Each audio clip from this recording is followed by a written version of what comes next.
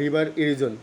With each passing year, Bangladesh land gradually crumbles and washes away due to river erosion. According to researchers, the total amount of land eroded by the Ganges, Jamuna, Podda and Lower Meghna rivers between 1973 and 2014 was 1,082,000 1,82,000 hectares, while the accretion amounted to 80,000 hectares, signifying a net erosion of 1,02,000 hectares, exceeding accretion by 2.3 times.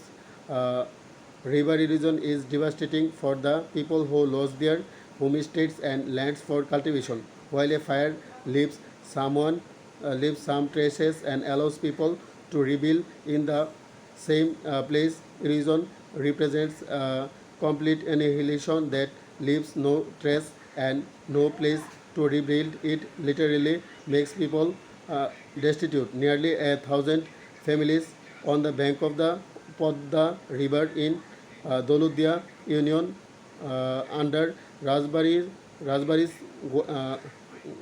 Golanda Goalanda Upazila are passing days in fear of erosion. নদী ক্ষয় বা নদী ভাঙ্গন আমাদের বাংলাদেশের একটি গুরুত্বপূর্ণ নদী ভাঙ্গন বা নদী ক্ষয় আমাদের বাংলাদেশের একটি মারাত্মক সমস্যা। নদী ভাঙ্গন এর জন্য অনেক মানুষের প্রাণহানি হয়, অনেক মানুষের গরু ছাগল স্থাবর অস্থাবর সম্পত্তি নদীর জলে তলিয়ে যায়, অনেক মানুষ মারা যায়। সুতরাং এই নদী ভাঙ্গন হতে আমাদের বাংলাদেশের সকল মানুষকে রক্ষা করার জন্য আমাদেরকে কাজ করতে হবে। বিশেষত পদ্মা মেঘনা যমুনা নদীর তীরবর্তী মানুষগুলা নদী ভাঙ্গনের শিকার হয়।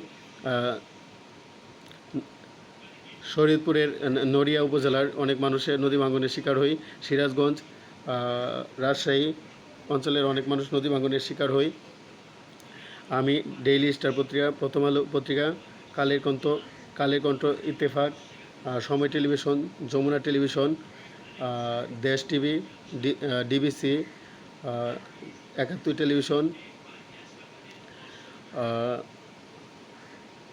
Jamuna television, Independent television, BBC, Al Jazeera, CNN, NDTV, Fox News, ABC News সহ অনেক চ্যানেল 9 সহ অনেক চ্যানেলে জানতে পারলাম বাংলাদেশের যে নদী ভাঙ্গন একটি মারাত্মক সমস্যা। এই নদী ভাঙ্গন কবলিত মানুষের কে নদী ভাঙ্গন কবলিত মানুষদেরকে নিরাপদ আশ্রয় নিয়ে আসার জন্য আমি বাংলাদেশ সরকারের মাননীয় প্রধান উপদেষ্টা ডক্টর মোহাম্মদ ইউনূস সহ উপদেষ্টা পরিষদ মণ্ডলীদের সদস্য যেমন নাহিদ ইসলাম, আসিফ নজরুল, আসিফ মাহমুদ, সজীব ভূঁইয়া, জাহাঙ্গীর আলম চৌধুরী, এম শাকাওয়াত হোসাইন সহ সকল উপদেষ্টা মণ্ডলীদের দৃষ্টি আকর্ষণ করছি বাংলাদেশের পাবনা, সিরাজগঞ্জ, নাটোর, কুষ্টিয়া, রাজশাহী, কুড়িগ্রাম, নীলফামারী, ঠাকুরগাঁওয়ের যে বন্যা দুর্গত মানুষ তাদের পাশে আমাদেরকে দাঁড়াতে হবে। শহরের বিশ্বের সকল জীব, সকল প্রাণী, সকল মানুষের মুক্তির জন্য কাজ চালিয়ে যাব ইনশাল্লাহ।